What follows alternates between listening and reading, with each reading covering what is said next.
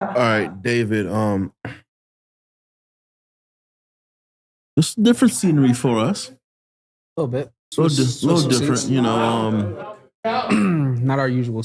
No, but this is the Chubby Dudes. Yeah. This is the Chubby Dudes. We are outside. here. You know. Yeah. I know you haven't seen us in a while, but I promise we are back. We are working. We're actually here on Down the Barrel TV.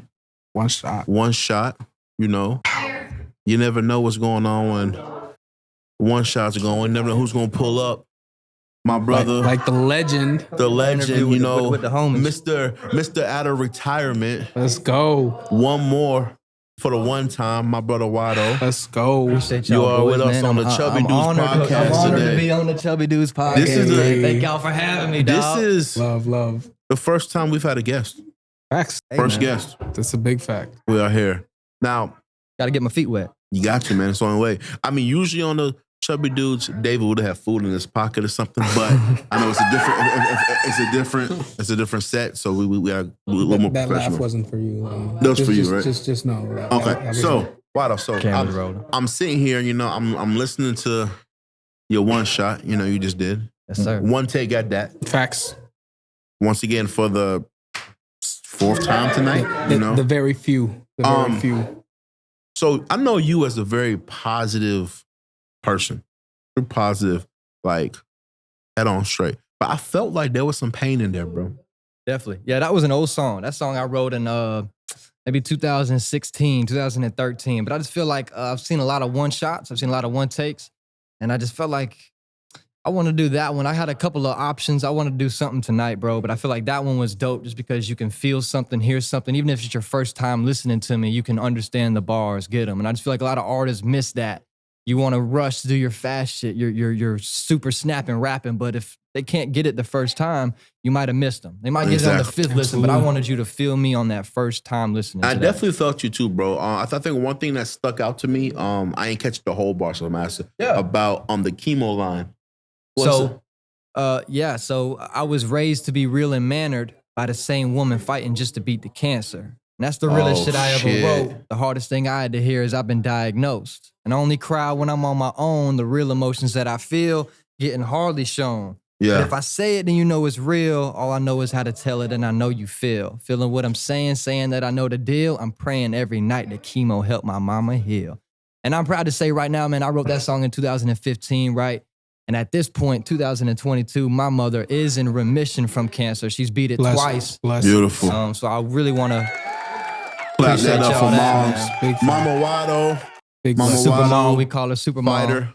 But I mean, that song, you know, a lot of people deal with that. A lot of people deal with the C word, cancer. I feel like I don't hear it enough in songs. Right. So I think it was important for me to mention that in a song.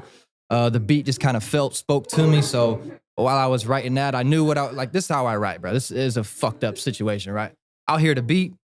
The beat will tell me where I want to go, and I fill in from there. Sometimes I fill in backwards going forward, middle going out. That one I kind of just knew I wanted to make it serious.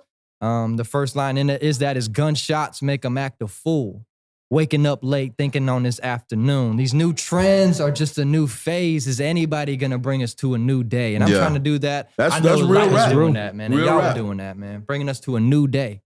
Now, here on the Chubby Dudes, you know, we're not the D1 athletes, you know? No. I mean, speak for yourself. Well, you're definitely not a D1 athlete. You might be a D4 athlete, maybe a walk-on, but... More than you, though. You went to college for basketball?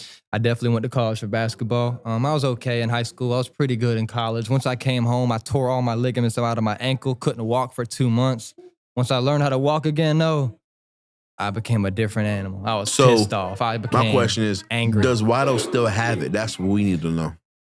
Wydoe definitely still has it, but let's just clarify. At one point, if anyone knows me, anyone's seen me in the local community, in the hoop scene, they know what I've done. They know what I can do, right?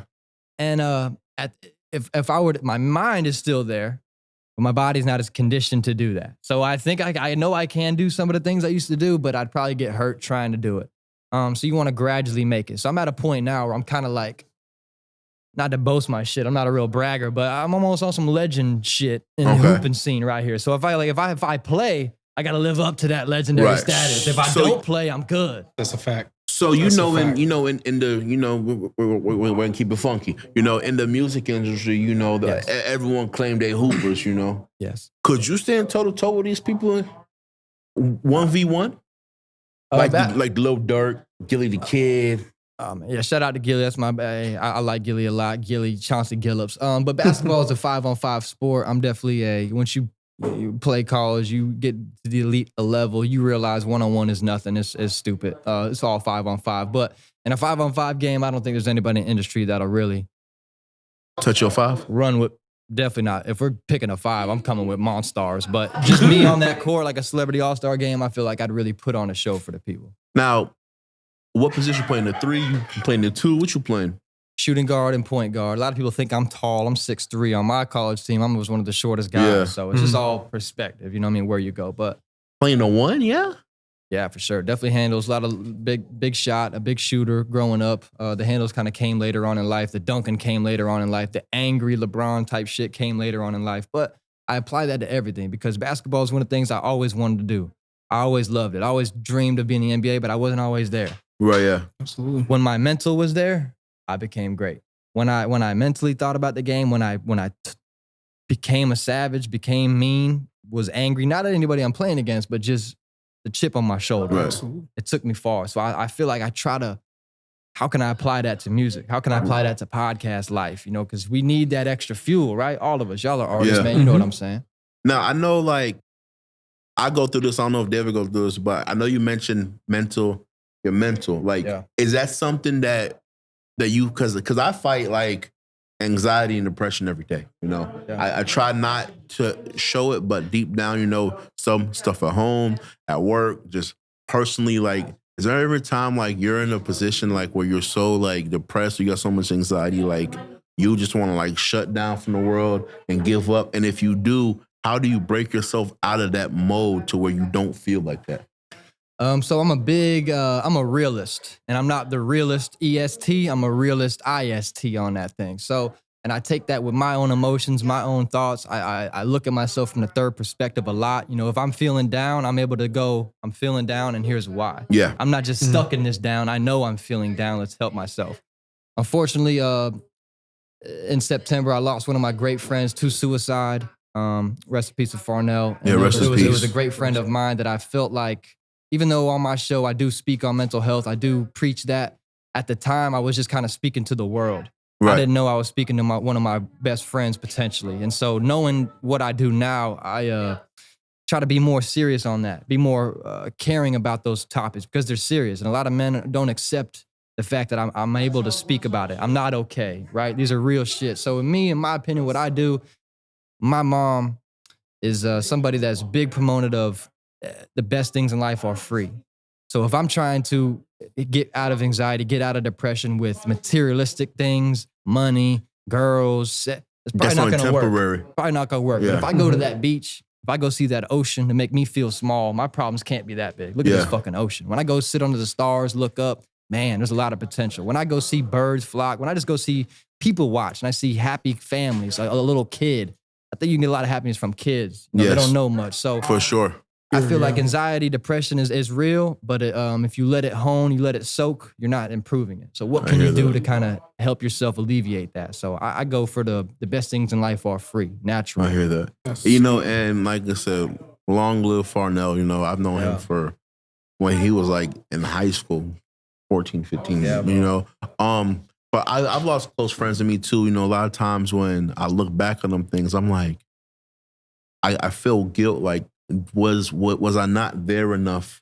Did I not call enough? Like, what if I would have been there when he called me? You know, it happened to me when I lost my cousin to suicide. Right. He called me 3 days before, every single day. I never answered a call. Yeah. And the 4th day, I watched the news and I'm seeing, oh, this street, I know the street. And then it was my cousin. So it's like, I felt a lot of guilt. Like, why didn't I pick up that phone? Why didn't I call? Why didn't I do this?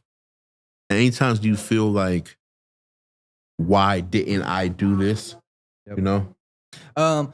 Definitely after the fact. I'll be honest though, knowing Farnell, it was always in my mind, you know, what's he doing? What's he up to? Yeah. I was always waiting for him to get that new niche, a job, a girl, or something to, you know, occupy his time and what he wants to do. And so when I got the news that he took his own life, it was a shock to me, but it almost wasn't. I almost kind of, I get it. And I was never mad at him, never mad at my brother. I'm more mad at the unfair expectations of the world, the pressures of the world. So the guilt that I feel is that, like I said, I was speaking to my podcast like I'm just talking to the world. I didn't look at it like I'm talking to my brother, even though I know he was watching that shit. So I definitely feel a little bit of guilt there. But what I'll say, dog, especially to someone like you, AJ, is that knowing what I know now, I make sure to let the people that do give the flowers, the people that don't mind going and leaving a comment, DMing you. Today is so easy. You don't even got to pull up at the house. You send a comment. You know what I'm saying? Especially for artists, guys who that's all you need. And so I applaud the guys like you, man. Same as you, King David. Like the guys that really aren't scared to show love, to show appreciation to their friends, to people that don't even, whoever. That right there will save lives. The fact that you reached out will save lives. Absolutely. Point blank, period. Regardless if you're your best friend, someone you grew up with, just the fact that you reached out, took the time, that can save lives. So I applaud y'all for doing that, man. That's something I got to get better at, to be honest. Hey, man, my brother, King David. Been real, dog. I appreciate y'all having me, dog. Wydoe, Chubby Dude podcast. Not every day you get the, people thought to be on the spot, bro, and here you are. You just kind of just fell into it. And let me ask y'all boys, man. I talked about going up there. Did I surprise you a little bit with the vibe? Did you expect me to be on some rapping shit? Or bro, I've been a fan of you since like 2013, 14. I was like, damn, man. I'm new to this area of music, right. So I didn't know what to expect. Yeah. But the fact that you were so vulnerable. Yeah.